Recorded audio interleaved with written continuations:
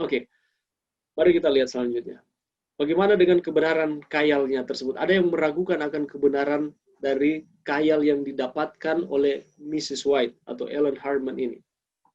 1845 tinggal 8 bulan di keluarga Otis Nichols. Dia tinggal sekitar 8 bulan di sana. Setiap hari mereka mengadakan ibadah di rumah keluarga Otis Nichols ini, menyanyi, membaca firman, berdoa. Nah, ada 3 orang yang menganggap khayal Mrs. White ini hanya hipnotis belaka. Sargent, Robbins, dan French. Kalau kalian nonton film dokumenter dari Mrs. White, ya ada orang-orang ini. Kalau tidak salah seperti itu. 3 orang ini ingin membuktikan dan memintanya untuk bertemu pada hari Minggu di tempat yang terletak 6 mil ke arah utara. Okay? Mereka meminta supaya akan ada pertemuan dengan mereka. Malam Minggu, Ellen Harmon meminta Otis Nichols mengantarnya ke sebuah rumah 7 mil ke arah selatan. Ternyata malam itu Mrs. White atau Ellen Harmon ini bertemu dengan Sargent, Robbins, dan French yang hendak melarikan diri dari pertemuan yang direncanakan. Yang mendapat khayal dengan mengangkat Alkitab yang berat dan berkhotbah dengan lantangnya kepada mereka. Jadi mereka katakan, 3 orang ini mengatakan, pokoknya hari Minggu kami tantang kamu untuk datang ke arah utara, 6 mil ke arah utara. Tetapi Allah memberikan petunjuk kepada Ellen Harmon pada waktu itu, bahwa mereka ini hanya mau mencobai dan pada akhirnya mereka mau melarikan diri. Itulah sebabnya pada malam hari sebelum hari Minggu, Ellen Harmon ini setelah Allah mengarahkan dia, bahwa mereka atau 3 orang ini bukan orang yang baik atau orang yang benar-benar mau mempelajari Alkitab, hanya mau menguji saja dia atau mencobai dia. Pada akhirnya dia pergi pada malam Minggu dan dia diantar ke sebuah rumah 7 mil ke arah selatan, berbeda. Kalau tadi ke arah utara, ini ke arah selatan. Ternyata malam itu Ellen Harmon bertemu dengan Sargent, Robbins, dan French yang hendak melarikan diri dari pertemuan yang akan diadakan di hari Minggu tersebut. Dan di sana Ellen Harmon mendapatkan khayal dengan mengangkat Alkitab yang berat dan berkhotbah dengan lantangnya. Saya mendapatkan kesempatan untuk mengikuti Ellen White Certification yang masih sementara dilangsungkan. Tahun ini sudah lewat, masih ada 2 tahun lagi. Pada waktu saya pergi pertama kali ini, saya bertemu, belajar bersama-sama dengan rekan-rekan yang lain, dan salah satu dosen kami, Dr. Merlin Bird, dia di akhir kelas, dia mengajak kami untuk mengadakan tur masuk di Ellen White Estate yang ada di Ayas. Kami diajak untuk tur di sana, lalu melihat-lihat. Dan dia katakan, yang Alkitab yang sana, beratnya sekitar 18 pounds atau 8-9 kilogram. Lalu dia katakan, coba ambil Alkitab tersebut, ini replikanya, lalu coba kalian angkat satu persatu. Dan memang sangat berat. Hanya sekitar 5 atau tidak sampai 5 menit, tangan kami sudah tidak kuat untuk mengangkat akan Alkitab itu dengan satu tangan. Nah, ini yang dilakukan oleh Mrs. White atau Ellen Harmon pada waktu itu. Di mana dia mengangkat akan Alkitab yang berat, dia berkhotbah dengan lantangnya tanpa melihat akan Alkitab atau isi firman tersebut.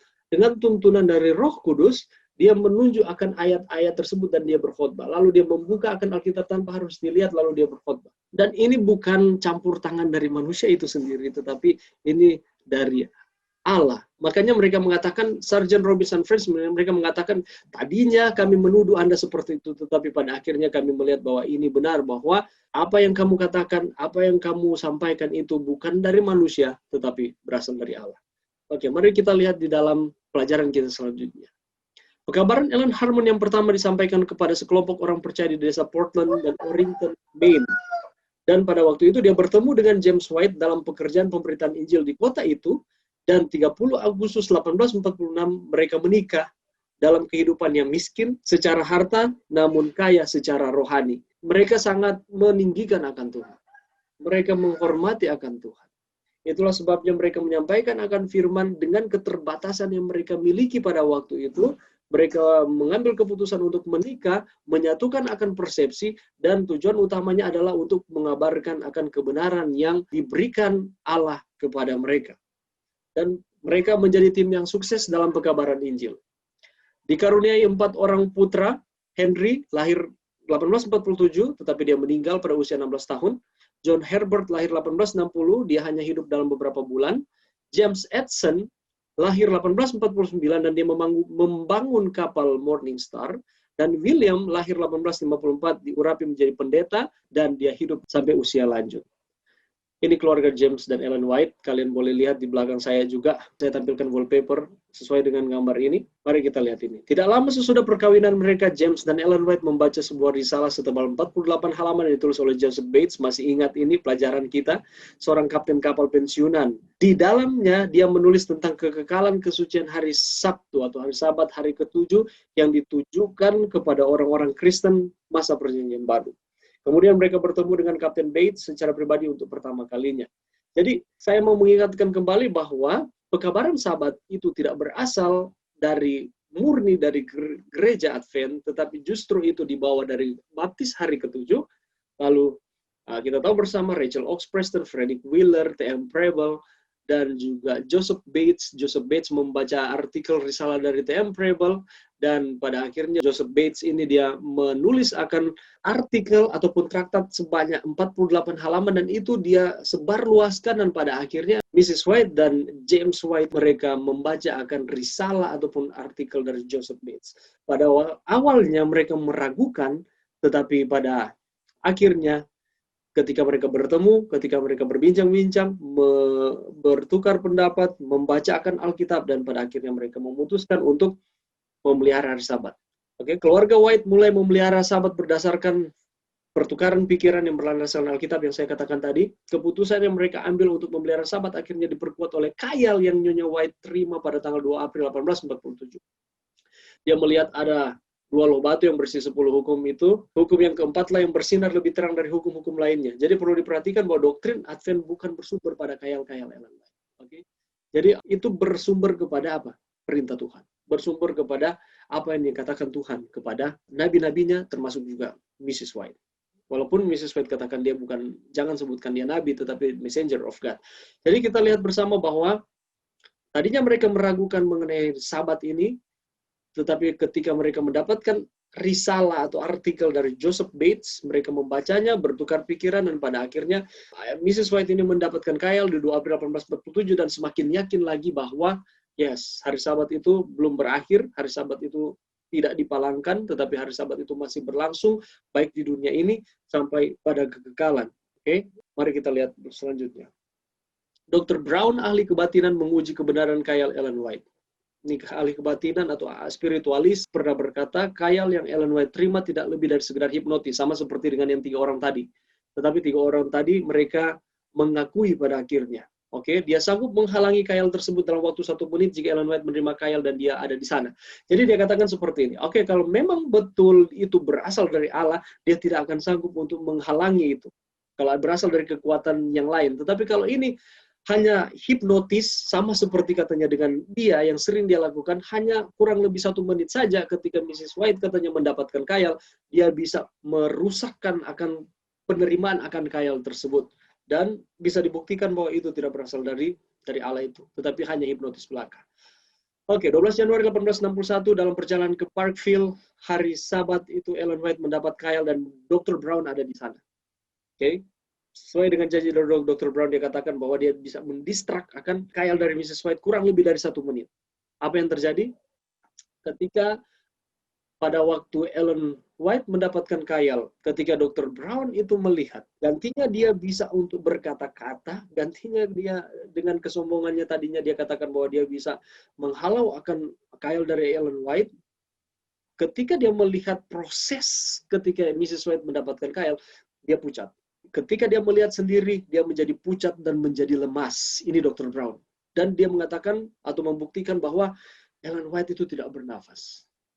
Ia mengatakan bahwa hanya Tuhan yang tahu, dan dia mengatakan kepada orang-orang yang ada di situ, termasuk kepada Mrs. White, setelah mereka menerima khayal, bahwa memang ini berasal dari oknum yang lain. Ini berasal dari Tuhan. Ini bukan hanya sekedar hipnotis, tetapi lebih daripada itu. Ada kuasa supranatural yang bekerja ketika Mrs. White mendapatkan akan khayal tersebut.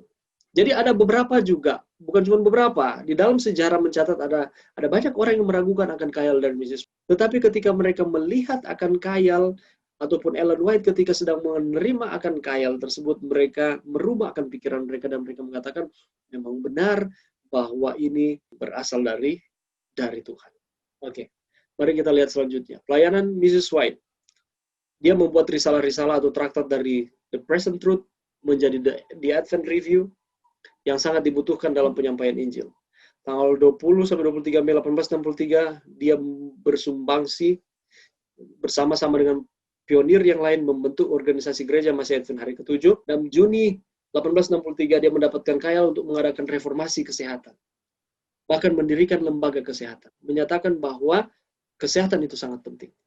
Ketika kita menantikan akan kedatangan Tuhan, kita juga harus memperhatikan akan kesehatan kita.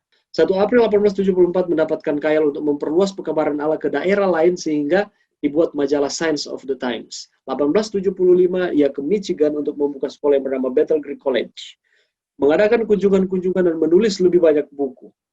Dalam Agustus 1881, ini sedikit mengganggu akan pelayanan dari Mrs. White oleh karena suaminya James White meninggal dunia oleh karena masalah paru-paru atau TBC. Dan banyak di antara para pionir, para pelopor mereka meninggal oleh karena hal tersebut. Di sekitar tahun 1891 sampai 1900 ini dia berada di Australia.